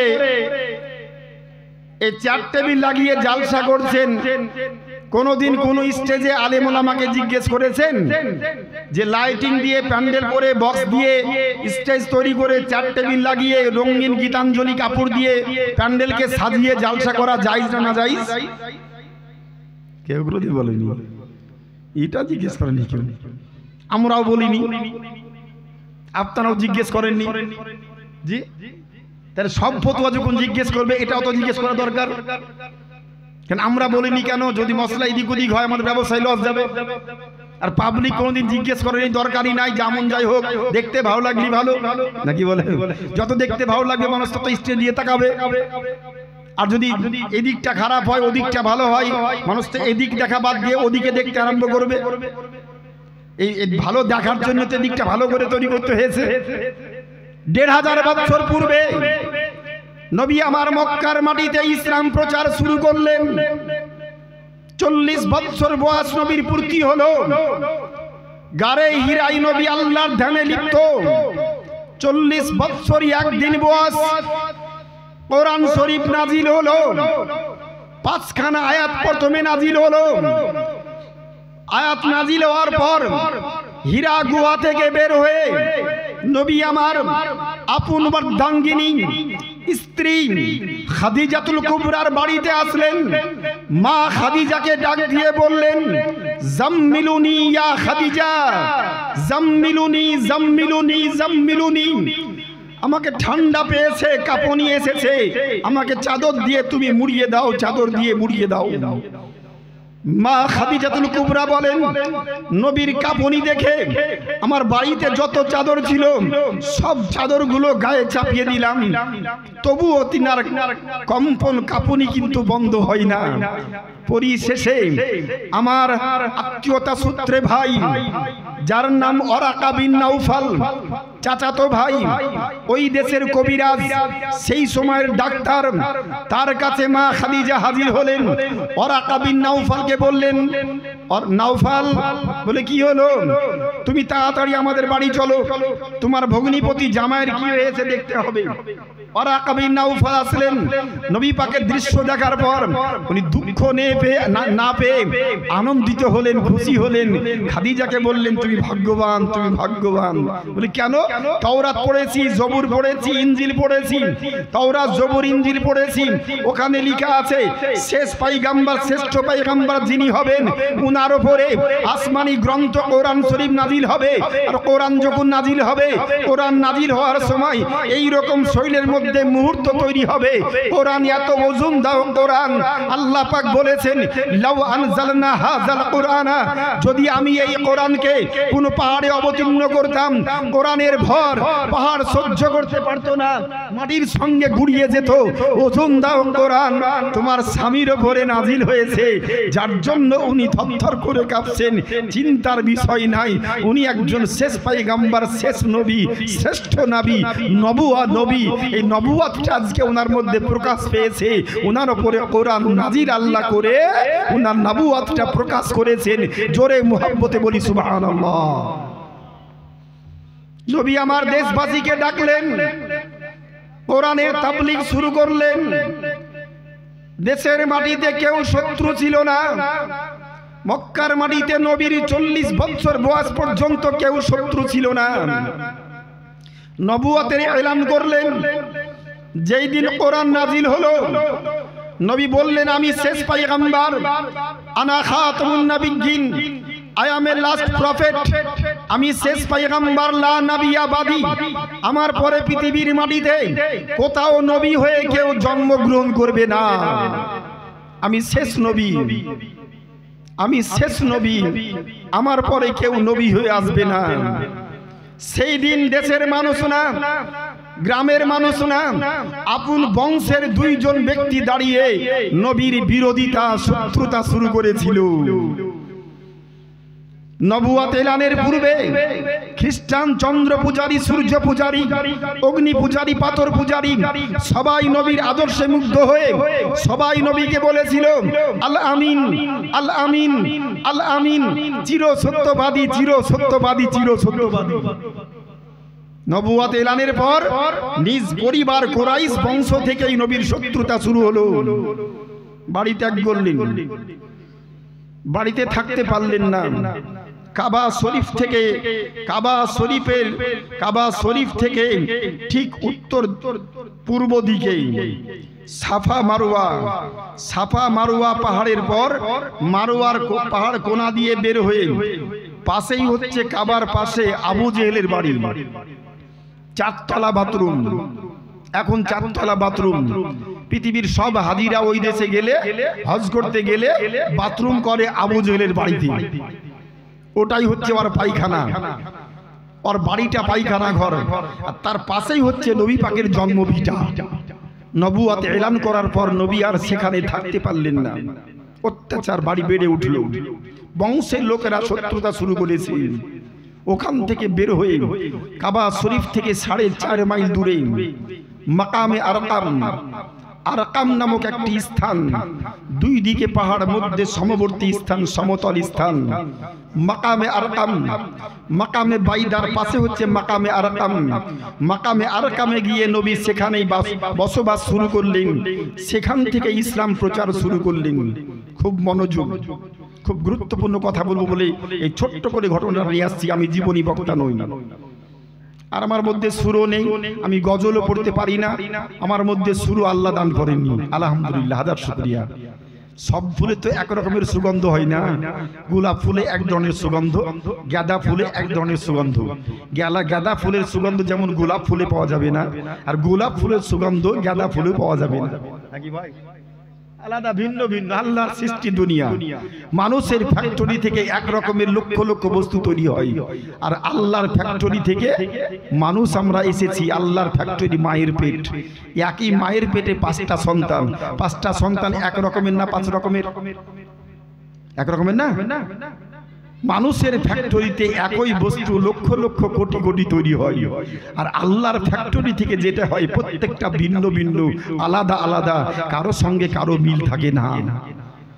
আপনি পুখুরিয়া মোড়ে গিয়েছেন, যাবেন মালদা। কুতুবগঞ্জ মোড়ে গিয়েছেন, পীরগঞ্জ মোড়ে গিয়েছেন, যাবেন মালদা। সাইকেলটা দেখে তাড়াতাড়ি গাড়ি ধরবেন। দূরে দেখছেন আপনার গ্রামের ছেলে মনে হচ্ছে, পিছন থেকে ডাক দিচ্ছেন, এই সেন্টু, এই সেন্টু, এই সেন্টু। আপনি চিৎকার করে চলে যাচ্ছেন, ও কোনো আপনার কথায় কর্ণপাতই করে না। খুব কাছাকাছি যাওয়ার পরে গায়ে হাত দিয়ে বলছে, এই তুই শুনতে পাচ্ছিস না, আমি তোকে ডাকছি তোর চাচা। তাকিয়ে দেখছে বলে, ও চুলটা সেন্টুর মতো, হাইটটা সেন্টুর মতো, পোশাকটা সেন্টুর মতো। যখন আমার দিকে ঘুরিয়ে তাকিয়েছে তখন দেখছি সবকিছু সেন্টুর মতো, কিন্তু আমাদের সেন্টুর নাকটা খাড়া, এর নাকটা হচ্ছে চ্যাপটা। মিন নাই, ঠিক না? এরকম ব্যক্তি হয় না। আল্লাহর সৃষ্টি কোটি কোটি মানুষ দুনিয়াতে, কারো কোন মানুষকে আল্লাহ কারো মতো করে তৈরি করেন। এটাই তো স্রষ্টার বড় মহিমা। আল্লাহর কোন নিয়ামতকে তুমি অস্বীকার করবে? কোরআন বলছে, ফাবি আইয়ি আলা ইউরাব্বিকুমা তুকাজ্জিবান। তোমরা আমার কোন নিয়ামতকে অস্বীকার করবে? আমি আল্লাহ খালাকনাল ইনসানা মিন মাইন বাশারা, আমি মানব জাতিকে তৈরি করেছি এক ফোঁটা পানি থেকে। আল্লাহ বলছে এক ফোঁটা পানি থেকে। খালাকনাল ইনসানা মিন নুতফাতিন, এক ফোঁটা বীর্য থেকে আমি তোমার বডি তৈরি করেছি। বীর্য থেকে রক্ত তৈরি করেছি, রক্ত থেকে মাংসপেশি তৈরি করেছি, মাংসপেশি থেকে মাথা থেকে পা পর্যন্ত স্ট্রাকচার বডি তৈরি করেছি। মার পেটে 9 মাস 10 মাস রেখেছি, দুনিয়াতে তোমাকে বের করেছি, দুনিয়া থেকে তোমাকে বড় করিয়েছি, তোমাকে টাকার মালিক করিয়েছি, মাস্টার করিয়েছি, ডাক্তার করিয়েছি, মন্ডল করিয়েছি, নেতা করিয়েছি। ভাবি আইয়ি আলা ইউরাব্বিকুমা তুকাজ্জিবান, তুমি আমার কোন নিয়ামতকে অস্বীকার করবে? আমাকে ভুলে গিয়ে তুমি কোন পথে চলছো বান্দা? আমি তো সেই আল্লাহ, যে আল্লাহ তোমাকে এক ফোঁটা পানি থেকে এত বড় তোমাকে মাস্তান তৈরি করেছি। কথা ঠিক না বাপ? আমার কথা বুঝতে পারছেন? আমি সহজ সরল বাংলা ভাষায় কথা বলি, আর মহারাজপুর গ্রামে আমি অনেকবার এসেছি, আজকে নতুন নই। ইপাড়া উপাড়াতে বহুবার এসেছি, মাদ্রাসাতে মনে হয় 4বার 5বার এসেছি বাৎসরিক জালসায়। কিন্তু সব জায়গাতে দেখেছেন দাঁড়িয়ে বক্তব্য রাখতে। এখন আর দাঁড়িয়ে বক্তব্য রাখতে পারছি না। মনে বড় ইচ্ছা ছিল, মনে বড় শখ ছিল, আল্লাহর কাছে আরজ করেছিলাম, আল্লাহ প্রত্যেক মানুষের দোয়াকে কবুল করেন। আল্লাহ বলেছে, ওয়াদউনি আস্তাজিবু লাকুম, বান্দা তোমরা আমার কাছে চাও, আমার কাছে প্রার্থনা করো। যারা আমার কাছে চাইলো তারা পেলো, আমার কাছে চাইলেই আমি আল্লাহ দেব। আমরা চাই তো বহু কিছু বাপ, কিন্তু পাই না কেন? আল্লাহ বলছে চাইলেই দেব। চাওয়ার ধরন তো ভিন্ন ভিন্ন আছে নাকি? আমি মনে বড় বড় ইচ্ছা করেছিলাম, দিন মজুর ঘরের ছেলে, আল্লাহর কাছে চেয়েছিলাম, আল্লাহ দিন মজুর ঘরের ছেলে, তুমি আমাকে আলিমের দিন তৈরি করেছো, পশ্চিমবঙ্গে 23টা জেলায় পরিচিতি লাভ করিয়েছো। আল্লাহ মনে বড় আশা, মনের সব আশা পূর্ণ করেছো। আর একটা আমার মনের আশা, যে আমি অতদিন পর্যন্ত কোনো মঞ্চে বসে বক্তব্য রাখবো না, যতদিন পর্যন্ত চামড়ার চোখ দিয়ে কাবা বাইতুল্লাহ দর্শন না করব, মদিনা শরীফ নবী পাকের রওজা শরীফ জিয়ারত না করব, ততদিন পর্যন্ত কোনো মঞ্চেই বসে বক্তব্য রাখবো না। আল্লাহ আমার ওই আশাটাও 2022 সালে পূর্ণ করে দিয়েছেন, আলহামদুলিল্লাহ।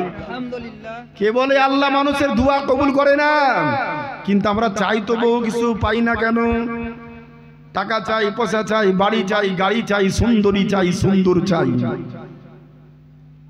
একতলা চাই, দুতলা চাই, 3 তলা চাই। বাড়ি যাব মালদা, সকালবেলায় বাড়ি থেকে বের হয়েছি, চিকিৎসা করার জন্য যাচ্ছি, মহারাজপুর গ্রামে বাড়ি।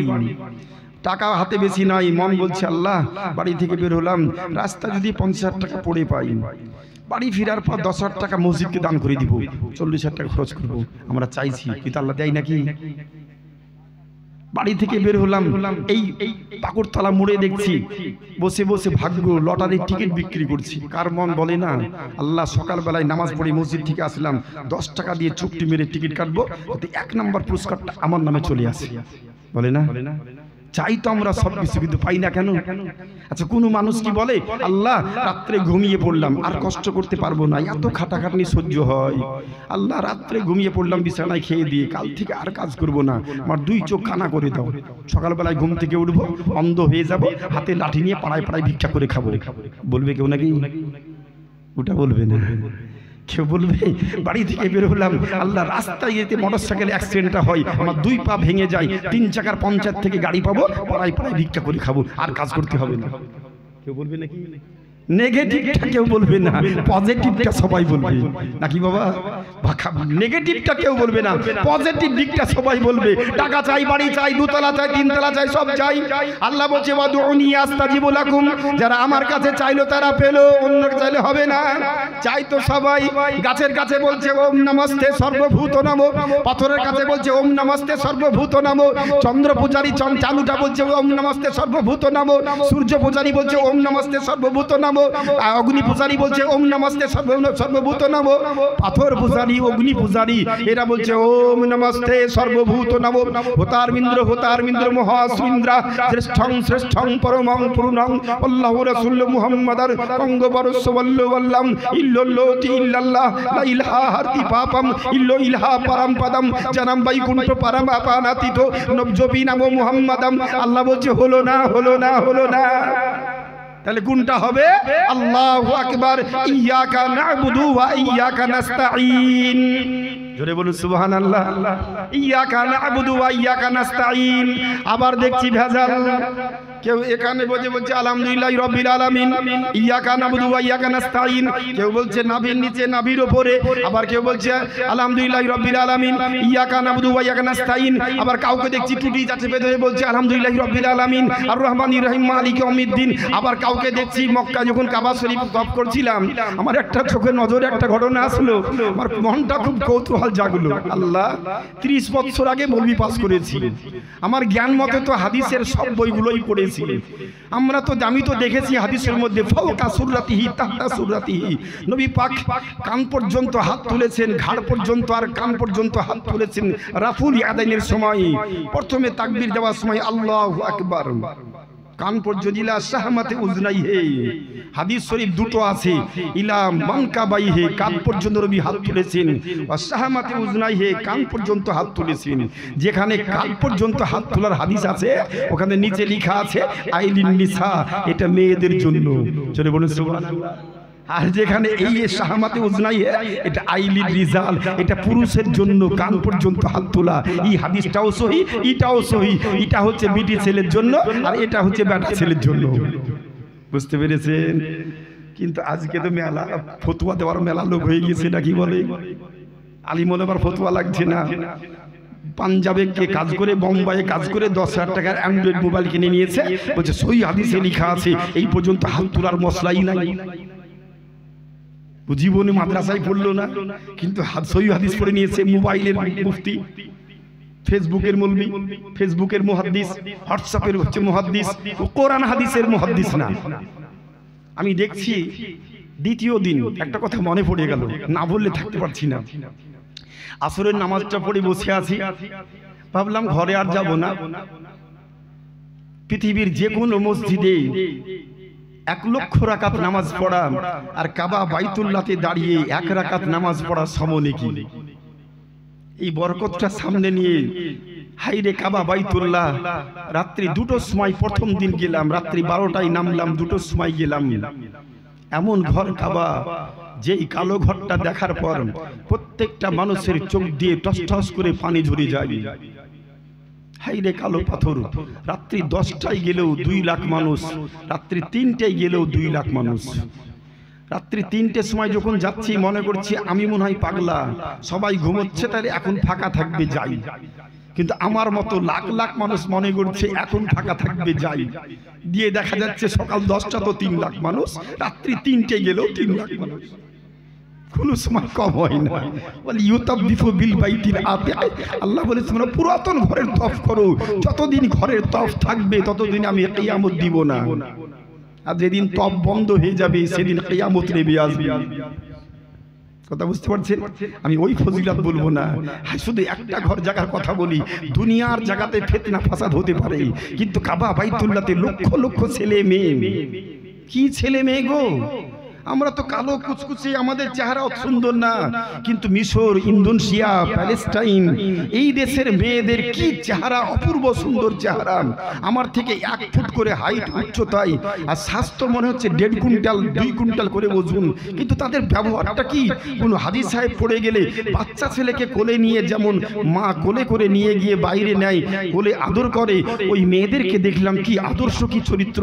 কোনো ছোট ছোট আমাদের ইন্ডিয়ার, বাংলাদেশের হাজি সাহেবরা পড়ে গেলে তারা কোলে করে উঠিয়ে নিয়ে গিয়ে বাইরে নিয়ে গিয়ে জমজমের পানি পান করাচ্ছে, মাথায় বাতাস করাচ্ছে। যেই ঘরটা দেখার পর আমি ছেলে আমি মেয়ে এই কথাটা কারো মধ্যে মনে থাকে না। দুনিয়ার জায়গাতে মন থাকে আমি ছেলে মেয়ে, কিন্তু কাবাকে দেখার পর ওই মনটা আল্লাহ বান্দার কাছ থেকে উঠিয়ে নেয় যে আমি ছেলে না মেয়ে। আল্লাহর দিকে তাকিয়ে এক পানে চোখ দিয়ে টস টস করে পানি ঝরে যায়, পানি ঝরে যায়, পানি ঝরে যায়। আমি দেখলামটা কি দৃশ্য, ভাবলাম যাও না, আসরটা পড়লাম, একটু বসে জিকির আজকার করতে করতে মাগরিবটা হবে, মাগরিবটা পড়বো, এশার নামাজ পড়ার পরে ঘরে যাবো, এটাই ভাবি। দেখছি একজন ব্যক্তি আসলো, কোথা থেকে আসার পর দেখছি আল্লাহু আকবার, নতুন পদ্ধতিতে নামাজ পড়ছে। কেমন করে? এই দাঁড়ালো, প্রথমে দাঁড়িয়ে যাওয়ার পর এই কোমর পর্যন্ত হাত তুলছে, হাত নিচে ছিল, আল্লাহু আকবার, এর বেশি না। আমরা তো এই পর্যন্ত দুটো দেখছি না আমাদের দেশে। আর ও কি করলো? হাত ছাড়া আছে, আল্লাহু আকবার, এই পর্যন্ত হাত তুলে 2 দিকে হাত ছেড়ে দিয়ে বলছে আলহামদুলিল্লাহি রাব্বিল আলামিন আর রহমানির রহিম মালিক ইয়াউমিদ্দিন। আমি ভাবছি আল্লাহ কোন বিপদে পড়লাম, এই দলিলটা বা কোন জায়গাতে পেয়েছি আমি? 30 বছর পরে খোঁজ করে পেলাম না। হ্যাঁ, একজন মহিলা 5000 টাকা দিয়েছেন, আল্লাহু আকবার, আল্লাহু আকবার। যে আশা নিয়ে মা 5000 টাকা দান করেছে, আল্লাহ যেন তার মনের জায়েজ ইচ্ছাকে পূর্ণ করেন। আব্বা মা স্বামী সন্তান যারা কবরে চলে গিয়েছে, শ্বশুর শাশুড়ি কবরে চলে গিয়েছে, এই দানের বরকতে যাদের কবরগুলোকে আল্লাহ পাক জান্নাতের টুকরো বানিয়ে দেন। অনেক দাতা আছেন দেওয়ার মতো গো, ভাবতেই পারছি না এত কম সংখ্যাগুলোকে এত দান। এই 5000 টাকা এক মহিলা দিয়ে পাঠিয়েছে, আল্লাহ যেন তার মনের জায়েজ ইচ্ছাকে পূর্ণ করেন, আমিন সুম্মা আমিন। আব্দুল সত্তার মাস্টারের ছেলে 2500 টাকা, আর বাকি 2500 টাকা নাকি? এটাই আচ্ছা, 2500 টাকা দিয়েছে, 5000 টাকা দেয়নি। আব্দুল সত্তার মাস্টার মশাইয়ের ছেলে 2500 টাকা লেমন দিয়েছে, আর একজন মা দিয়েছে 5000 টাকা। যে আসলে যে নিয়াতে করিয়াছে দান কবুল কর, আপে রহমান আমিন সুম্মা আমিন। দৃশ্য দেখলাম।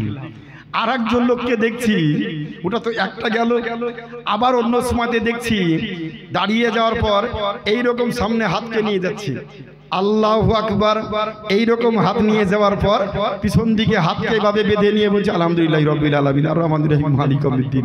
আমি আল্লাহর কাছে আরজ করছি, আল্লাহ তোমারই তো ঘর আর তোমারই বান্দা, কি কেমন করে নামাজ পড়ছে, আল্লাহ তুমি সবারই নামাজ কবুল করছো।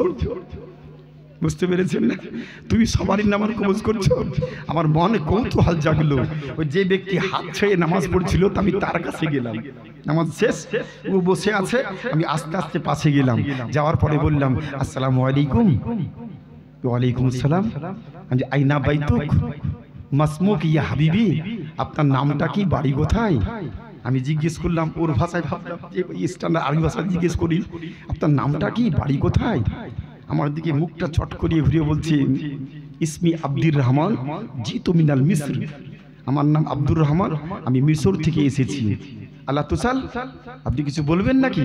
ভাবছি কিছু বলবেন নাকি? আমি বললাম আসআলুকা সুআলা ওয়াহিদা, ঠান্ডা মেজাজে বলছি, উচ্চ মেজাজে বললে ও যা হাইট উঁচু মানুষ, আমাকে একটা ধাক্কা দিলে তো আমি কোন দিকে পড়বো ঠিক থাকবে না। আমি ভেবে চিন্তে খুব আস্তে আস্তে করে বললাম যে আসআলুকা সুআলা ওয়াহিদা হাবিবি, আপনাকে একটা প্রশ্ন আমি করবো।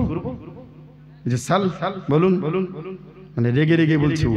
বলুন কি বলছেন? এখন কুজে কি ভাবছে আল্লাহ জানে। বলুন।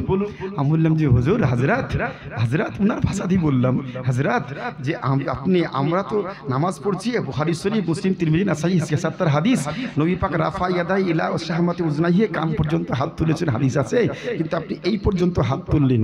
আর দ্বিতীয় নাম্বার নবী পাক বলেছেন অজুল কাফে আলাল কাফে বাইন তাহাতা সুরাতি ফাওকা সুরাতিহি, ডান হাতটা বাম হাতের উপরে, কবজার উপরে, নাভির নিচে কিংবা নাভির উপরে। এটা তো দলিল। ফাওকা সাদরিহি একটা সাহিব নে খুজাইমার হাদিস আছে।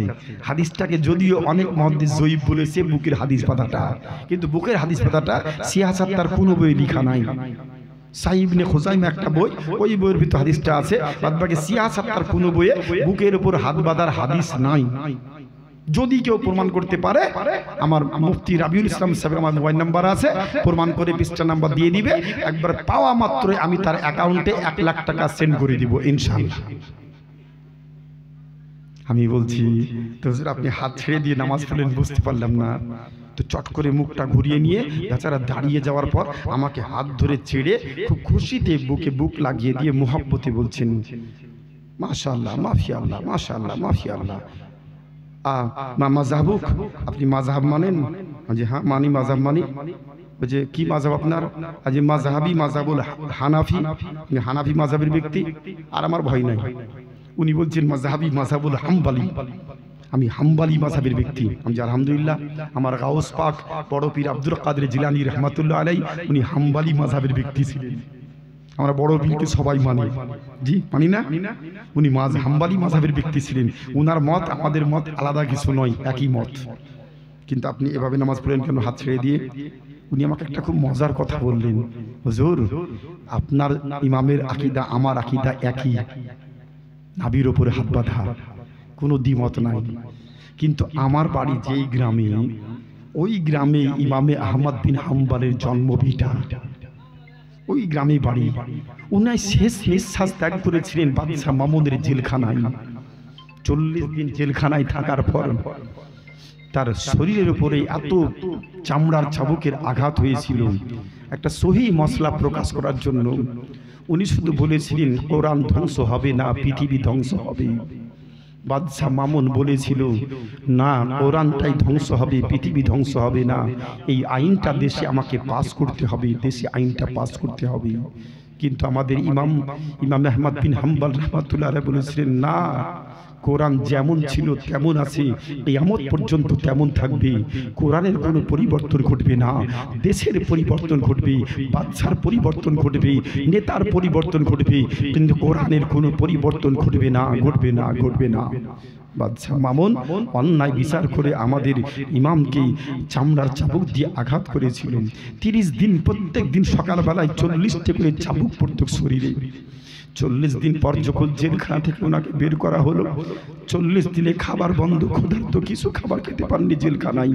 উনি বলছেন আর চোখ দিয়ে টস টস করে পানি ঝরছে, হুজুর আমাদের ইমাম 40 দিন জেলখানার ভিতরে ছিলেন, কিচ্ছু খাবার খাননি। 40 দিন পর যখন জেলখানা থেকে ওনাকে গেটটা খুলে বের করা হলো, মনে হতেছিল হুজুর গোসলটা করে এখনই খাবার খেয়ে মুখটা নরম নরম, ঠোঁটটা নরম নরম, ভিজা ভিজা ভাব উনি জেলখানা থেকে বের হচ্ছেন। বাদশাহ মামুন জিজ্ঞেস করেছিল, হুজুর আপনার জন্য 1 বোতল মদ আর 1 পাটি শুকরের মাংস রান্না করে দিয়েছিলাম। বাটির মুখটা খুলে দেখলাম, বোতলের সিপিটা খুলে দেখলাম, যেমন ছিল তেমন আছে, একটু পরিবর্তন হয়নি। আপনি হাতও দেননি, তাকিয়েও দেখেননি, অথচ 40 দিন আপনি কি খেয়েছেন? মনে হচ্ছে আপনি এখনই গোসল করে খাবার খেয়ে জেলখানা থেকে বের হচ্ছেন, ঠোঁটটা ভিজা ভিজা ভাব আর মুখে হাসি হাসি ভাব। ইমাম আহমদ বিন হাম্বল সেদিন বলেছিলেন, মান কানা লিল্লাহি ফাকানা আল্লাহু লাহু, যে ব্যক্তি আল্লাহর হয়ে যায় আল্লাহ তখন তার হয়ে যায়। সুবহানাল্লাহ। যে ব্যক্তি আল্লাহর হয়ে যায় আল্লাহ তখন তার হয়ে যায়। তুমি আমার খাবার বন্ধ করেছো, আমি হাফিজে কোরআন আল্লাহ রাসূলের মুহাব্বতে তোমার জেলখানার ভিতরে ছিলাম। বাড়িতে থাকলে একবার খাবার খেতাম, সপ্তাহে 2টো করে রোজা রাখতাম, কিন্তু তোমার জেলখানার ভিতরে ছিলাম। আমি খাবো না, আল্লাহ ছাড়বে না। আল্লাহ আমাকে 3 টাইম জান্নাত থেকে ফেরেশতা দিয়ে খাবার পাঠিয়ে তোমার জেলখানাতে 3 টাইম করে জান্নাতি খাবার খেয়েছি। এখনই খাবার খেয়ে আমি বের হলাম। যে ব্যক্তি আল্লাহর হয়ে যায়, আল্লাহ তখন বান্দার হয়ে যায়। বান্দা দেখে তো দেখে, আল্লাহর দেওয়া ক্ষমতাতে দেখে, আল্লাহর দেওয়া ক্ষমতায় শুনে বিশ্ব জগতের মানুষের আত্মনাদ। আল্লাহু আকবার, আল্লাহু আকবার, সুবহানাল্লাহি ওয়া বিহামদিহি, সুবহানাল্লাহিল আলিয়্যিল আযীম। বলে হুজুর, উনার মশলা দুনিয়ার মানুষ পালন করছে ঠিক আছে, উনার বাড়ি আমাদের বাড়ি একই মহল্লায় ছিল। দুনিয়ার ইমাম আহমদ বিন হাম্বলকে মান্যকারী ব্যক্তিরা নাভির ওপরে হাত বেঁধে নামাজ পড়ে, কিন্তু আমরা ওই গ্রামের মানুষ তো ওনাকে জেলখানায় আবার ঢুকিয়ে দেওয়ার পর প্রতিদিন 40টি চাবুক মারা হতো। এত আঘাত হয়েছে, শেষে 30 দিন পর আর হাত তুলতে পারেননি। রক্ত বেরিয়ে বেরিয়ে গড়ে গড়ে হিমোগ্লোবিন শেষ, গোটা শরীরটা ফ্যাকাশে হয়েছে, হিমোসায়াসিনে পরিণত হয়েছে। উনি হাতটা চাটতে পারেননি শেষে। তা আমাদের মহল্লার মানুষ কাছে থেকে যারা দেখেছিল বংশ পরম্পরায়, আমরা দেখিনি, আমাদের বাপ দাদুরা দেখেছে, উনি হাত তুলতে পারেননি, হাত তুলতে পারেননি। হাত তবু আল্লাহ রসুলের মহব্বতে উনি দাঁড়িয়ে নামাজ পড়েছেন, এর বেশি হাত তুলতে পারেননি। আর হাতটা বাঁধতেও পারেননি, হাতটা ছেড়ে দিয়ে নামাজ পড়েছেন। আমরা ওই মহল্লার মানুষ ওনার শেষ আমলটা পালন করি, যার জন্য আমি হাতটা ছেড়ে দিয়ে নামাজ পড়লাম। হুজুর, আমি দেখলাম এখানে কোনো ফতোয়া চলবে না, কারণ মুহাব্বতের কোনো দলিল লাগে না, মুহাব্বতের কোনো দলিল চলে না। এটা একটা সম্পূর্ণ মুহাব্বতের ব্যাপার। আল্লাহ অবশ্যই তার নামাজ কবুল করবেন। আর একবার মুহাব্বতে বলি সুবহানাল্লাহ, সুবহানাল্লাহ, সুবহানাল্লাহ। আমি আপনাদের উদ্দেশ্যে করজোড়ে বলতেছিলাম, এই মহতি জালসা আয়োজিত হয়েছে রমজান মাসের পরে পরে। এই অনুষ্ঠান, রমজান মাস অতীব গুরুত্বপূর্ণ মাস, আমাদের নিকট থেকে বিদায় নিল কয়েকদিন পূর্বে। রমজান মাস ইতিপূর্বে সাইয়্যিদুনা আদম পয়গম্বর থেকে ঈসা পয়গম্বর পর্যন্ত পৃথিবীর মাটিতে 1,24,000 কম বেশি নবীগণ এসেছেন। কোন নবীর উম্মতের উপরে আল্লাহ এক মাসের রোজা ফরজ করেননি। নবী আমার বলছেন, আল্লাহ আমাকে ভালোবেসে আমার উম্মতের জন্য বিশেষ তোহফা দান করেছেন, যেটা অন্য কোন নবীর উম্মতকে এ তোহফা দান করেননি আল্লাহ। পূর্ববর্তী সময়ে পূর্ববর্তী নবীর উপরে 1 মাস রোজা নয়, মাসে 2টি রোজা, মাসে 3টি রোজা ফরজ ছিল। আল্লাহ আমাকে ভালোবেসে আমার খাতিরে আমার উম্মতের জন্য 11 মাস যত উম্মত গুনাহ করবে, 1 মাস রোজা করলে আমার খাতিরে আল্লাহ এমন তোহফা দান করেছেন, যে তোহফা পালন করলে 11 মাসের গুনাহকে আল্লাহ সব ক্ষমা করে দিবেন। এই তোহফা শুধু আল্লাহ আমার খাতিরে আমার উম্মতকে দান করেছেন। সুবহানাল্লাহ, সুবহানাল্লাহ। আমাদের নিকট থেকে বিদায় নিল তোহফা। কারো নিকটে রমজান ছিল বড় রহমতের মাস, আর কারো নিকটে রমজান মাসটা ছিল বড় জহমতের মাস। 29 তারিখ সূর্য ডুবেনি, সূর্য ডুবেনি, মাগরিবের আজান হয়নি, 8 ঘন্টা টাইম বাকি। ফেসবুক মুফতিরা লিখতে আরম্ভ করলো আরবে চাঁদ দেখা গিয়েছে। তো আস্তাগফিরুল্লাহ। আচ্ছা, আরবের চাঁদ, আরব আর ইন্ডিয়ার সময়ের তো ডিফারেন্স আছে নাকি? 2.5 ঘন্টা ডিফারেন্স। কত? 2.5 ঘন্টা ডিফারেন্স। আল্লাহর ওলিদের দ্বারাই ভারতবর্ষে ইসলাম প্রচার হয়েছে, কিন্তু কিছু ভণ্ড ওলির দ্বারাই আবার ইসলাম ধ্বংস হচ্ছে হিন্দুস্তানের মাটিতে। যাদের দ্বারাতে ইসলাম বিস্তার লাভ করেছে, আবার তাদের মতো তাদের সেজে ওলি না, সাধু নয়। সাধু হওয়া খুব কঠিন, সাধু সাজা খুব সহজ। আমার বাংলা কথা বুঝতে পারলেন না? সাধু সাজা খুব সহজ, কিন্তু সাধু হওয়া অত সহজ নয়। আমি 90-92 সালে আজমির শরীফ গেছি ঘুরতে।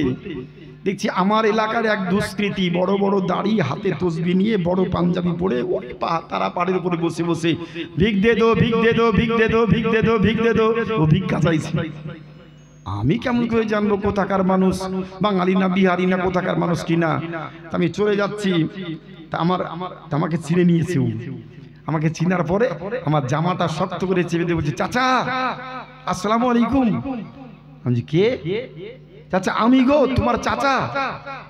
আচ্ছা, আমার চাচা এখানে কে আমি তো বুঝতে পারছি না, মানে বাড়িতে দেখেছি এক রকমের দাড়ি মোচ, কিছুই ছিল না, কোনোদিনই দেখিনি। আর ওখানে দেখছি বড় বড় দাড়ি, মাথায় টুপি, বড় পাঞ্জাবি, আর হাতে তসবিহ নিয়ে আল্লাহ আল্লাহ করছে, বলছে ভিক দে দে বাবা, ভিক দে দে বাবা, ভিক দে দে বাবা। আমি চিনবো কেমন করে এটি হচ্ছে আমাদের এলাকার লোক? ভালো করে তাকিয়ে দেখছি, ও চাচা এখানে কি ব্যাপার? বলে বাবুজি বলো না, 3 মাস হলো এসেছি। কেন, কি ব্যাপার? ওই যে শুনোনি অমুক জায়গাতে 3টে মার্ডার হয়নি, মার্ডারের তো 1 নাম্বার আমি আসামি, এখনো জামিন করতে পারিনি বাপ, তাই এখানে এসে পড়ে আছি। পার্টির নেতারা চেষ্টা করছে জামিনটা হয়ে গেলে আবার বাড়ি চলে যাব। মানে সাধু সেজেছে, ও সাধু না, পাকা চোর। কথা বুঝতে পেরেছেন নাকি? পাকা চোর কিন্তু সাধু সেজেছে ওখানে। ঠিক 3-4 মাস পর দেখছি একদিন আমার এলাকাতে, আমার বাড়ির সামনে সকালবেলায় মোটরসাইকেল নিয়ে হাজির। আসসালামু আলাইকুম চাচা। আজি এই লোকটা তো কেমন লোক, 3 মাস আগে দেখলাম কেমন অবস্থায়, দাড়ি টুপি সব, হাতে তসবিহ, আর এখন দেখছি আগের মতো প্যান্ট শার্ট, দাড়ি মুছ কিচ্ছু নাই, ছেটে মেটে আবার মোটরসাইকেল নিয়ে আমার বাড়িতে হাজির। বলছে আসসালামু আলাইকুম চাচা। আমি কবে আসলেন বাড়ি? বলে শুনোনি গত মাসে সব জামিন কমপ্লিট হয়ে গেছে কলকাতা হাইকোর্ট থেকে, সংবাদ পেলাম, চলে এসেছি। সাধু সাজা খুব সহজ, সাধু হওয়াটা অত সহজ নয়। আমার কথা বুঝতে পারছেন? আমি সর্বোপরি বাস্তব বিষয়কে সামনে রেখেই বক্তব্য রাখি, অবাস্তব কথা মনে কোনোদিন ভুল করে চিন্তা করে বলি না। আল্লাহ ও রাসূলের মুহাব্বতে আল্লাহ পাক পবিত্র কোরআন পাকে বলেছেন, আজকের দিনে কোন বিপদে পড়েছি আমরা। অনেক মানুষ, অনেক নেতা মুখে মুখে বলছে আমরা গদিতে আসলে চ্যাং তুলে ছুঁড়ে ফেলে দিব, জিহাদিদেরকে বাড়ি থেকে বের করে মারবো, জিহাদিদেরকে লুঙ্গি পরাকে আঘাত করব, औरंगजेब क्षति करेছে তার কবরকে ভেঙে গুড়িয়ে দিব, সম্রাট শাহজাহানের কবরকে গুড়িয়ে দিব। বহুজন বহু কথা বলছে, আমরা বিপদের মধ্যে অবস্থান করছি বাপ। সেদিকে লক্ষ্য রেখেই আমি আয়াতে কারিমা তেলাওয়াত করেছিলাম, তারই প্রেক্ষাপটে আমার গুরুত্বপূর্ণ আলোচনা এগিয়ে যাচ্ছে। যেই কাবাকে সামনে রেখে কথাটা বলেছিলাম, অন্য প্রসঙ্গে কিছু বলার জন্য বলি নাই, নিজ প্রশংসা করার জন্য বলি নাই। আমি একটা কথা টু দি পয়েন্ট বলার জন্য, যে আল্লাহর বান্দা আল্লাহর কাছে প্রার্থনা প্রিয়ার করবে, চাইলে আল্লাহ দান করবে, কিন্তু সবাই তো চাই, সবাই পাই না। যদি কিছু পেতে হয় আমাকে চাওয়ার মতো চাইতে হবে, চাওয়ার মধ্যে থাকতে হবে বিনোদন, ভালোবাসা, মহব্বত। বিনোদন, ভালোবাসা, মহব্বত আমাদের অন্তরে হৃদয় রাখতে হবে। ওই মহব্বত নিয়ে নির্জন রাত্রে যখন বান্দা বলবে আল্লাহ তুমি একমাত্র মাবুদ, তুমি ছাড়া আমরা কোনো মাবুদকে মানি না, তুমি ছাড়া আমার বিপদকে উদ্ধার করবে, তুমি ছাড়া আমার মুসিবতকে উদ্ধার করবে।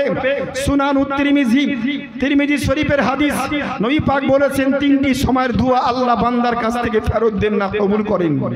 আই বাদা মাকতুবাতি সালাতিল মাফরুজা, প্রত্যেক ফরজ নামাজের পরের দোয়া। আজকের দিনে তো বহু গ্রামে ফরজ নামাজের পরে দোয়াটাকে তুলেই দিয়েছে, কেউ দোয়া করছে আর কেউ বসে বসে আল্লাহ আল্লাহ আল্লাহ আল্লাহ তসবিহ পড়ছে, দোয়া করছে, কেউ করছে না। আর আইফি জাউফিল লাইল, মধ্যরাত্রে নির্জন রাত্রে বান্দা যখন আল্লাহর কাছে আরজ করে, আইফি ওয়াক্তি মাজলুম, অত্যাচারিত ব্যক্তি, মাজলুম ব্যক্তি যখন আল্লাহর দিকে ধাবিত হয়, আল্লাহ বাঁচাও। আল্লাহ পাক পবিত্র কোরআন পাকে বলে, ওয়ালা তাহিনু ওয়ালা তাহজানু, ওয়ালা তাহিনু তোমরা অপমানিত হবে না, ওয়ালা তাহজানু তোমরা চিন্তিত হয়ো না, তোমরা অপমানিত হবে না, তোমরা চিন্তিত হয়ো না, ওয়া আনতুমুল আলাউনা তোমরা উচ্চ শিখরে থাকবে, ইন কুনতুম মুমিনিন শর্ত হচ্ছে তোমরা পরিপূর্ণ ঈমানদার হয়ে যাও, তোমরা পরিপূর্ণ ঈমানদার হয়ে যাও। পরিপূর্ণ ঈমানদার হয়ে গেলে আমি আল্লাহ তোমাদের হেফাজত করব, আমরা কারো পায়ে ফাদা পাতে পা দিব না।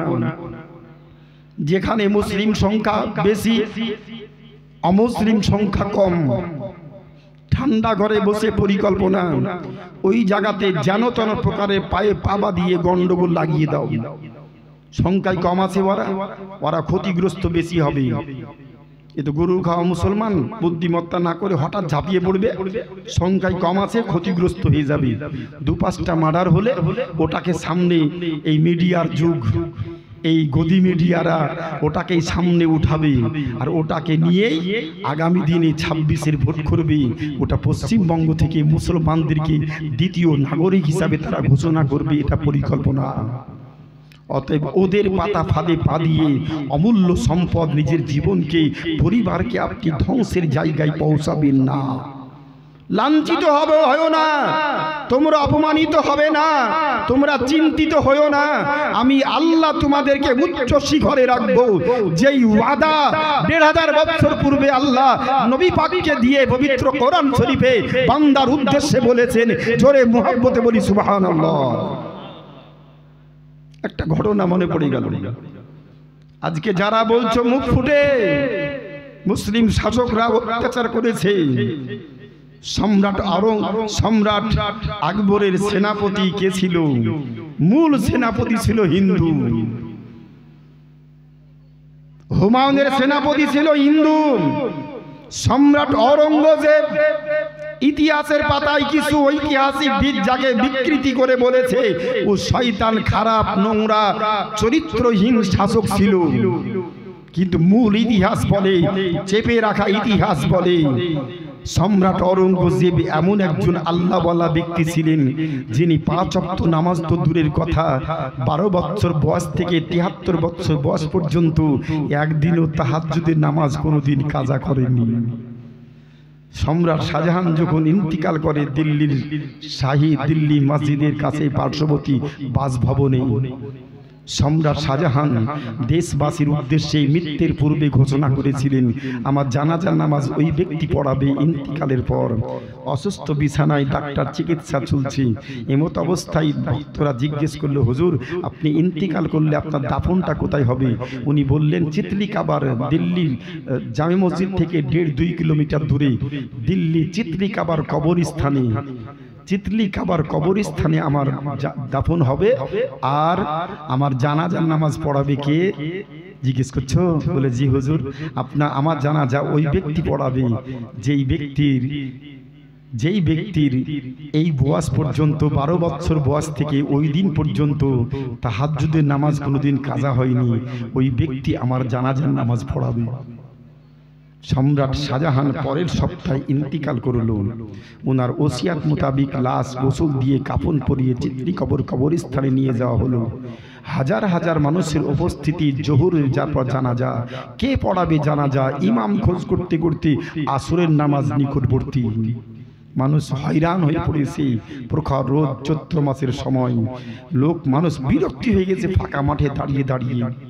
পরিশেষে সম্রাট ঔরঙ্গজেব শাহজাহানের 3 নম্বর পুত্র, আল্লাহর ওলি, কামিল মুকাম্মাল ব্যক্তি, নিজকে গোপন রেখে উনি আল্লাহর ইবাদত করতেন, কিন্তু গোপনীয়তা আর থাকলো না।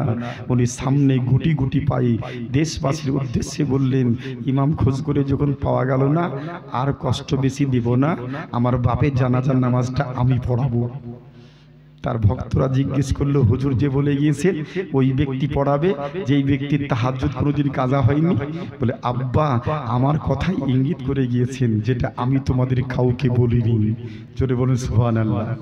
সম্রাট ঔরঙ্গজেব উনি নিজের বাপের জানাজা নিজে পড়ালেন। ওনার জীবনীতে 10 থেকে 12খানা ঘটনা, তার মধ্যে ছোট্ট একটা ঘটনা মনে পড়লো, আছে ভান্ডারে, কিন্তু বলবো না। ছোট্ট একটা কথা শুধু বলবো। কি কথা বলবো?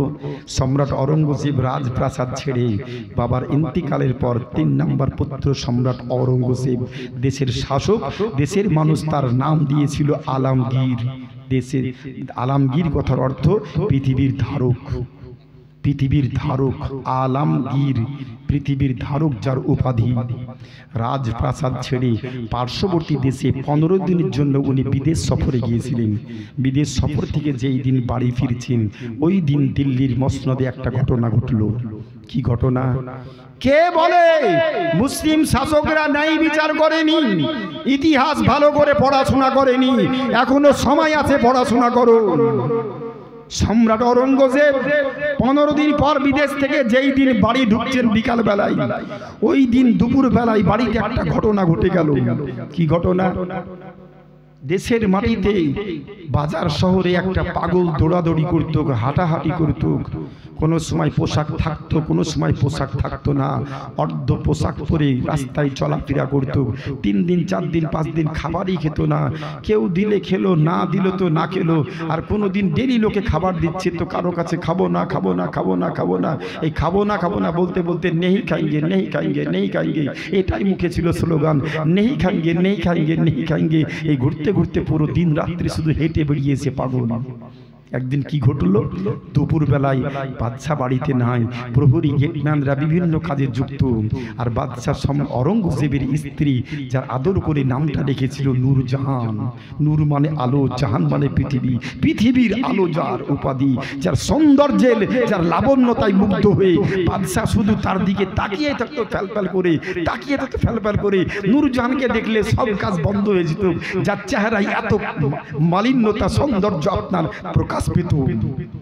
সেই নূরজাহান দুপুর বেলায় গোসল করে স্নান করে সাজোগুজো ঘরে চিরুনি পট্টি করে সাজোগুজো করতেছিলেন। জানলার দরজা খোলা, চারিদিকটা খোলা, অন্দরমহলের ঘর। আর পাগল রাস্তায় ঘুরতে ঘুরতে ঘুরতে ঘুরতে কেমন করে রাস্তায় পাগল ঘুরে বেড়ায়, হাততালি দেয় আর শুধু দাঁত বের করে হাসে। ওই পাগলের নামটা ছিল রামদাস পাগল। আদিবাসী দলিত শ্রেণীর দলিত পরিবারের সন্তান রামদাস পাগল। রাস্তা রাস্তা ঘুরে বেড়ায়, ভবঘুরে হাততালি দেয়, হাসে। কিন্তু রাস্তা দুপুর বেলাতে ভুলক্রমে রাস্তা না পেয়ে ও আস্তে আস্তে আস্তে আস্তে চলে গিয়েছে বাদশার রাজপ্রাসাদে, অন্দরমহলে ঢুকে গিয়েছে। ঢুকার পরে দেখছে নূরজাহান আপনার মাথার কাপড়টা খুলে দিয়ে সাজুগুজু করতেছিল। পাগল ঢুকতে ঢুকতে ঢুকতে ঢুকতে একবারে নূরজাহানের সাজুগুজু গজ করে ঢুকে গিয়েছে। আর নূরজাহান চিৎকার শুরু করেছে, এই গেটম্যান প্রহরী কোথায়, কে কি করছো, কোথায় আসো, তাড়াতাড়ি করে এসো। আর চারিদিকে সব কর্মচারীদের দৌড়াদৌড়ি শুরু হয়ে গেছে। কি ব্যাপার কি ব্যাপার কি ব্যাপার, এই পাগল কেমন করে ঘরে প্রবেশ করলো, এই পাগল কেমন করে ঘরে প্রবেশ করলো, বের করো বের করো।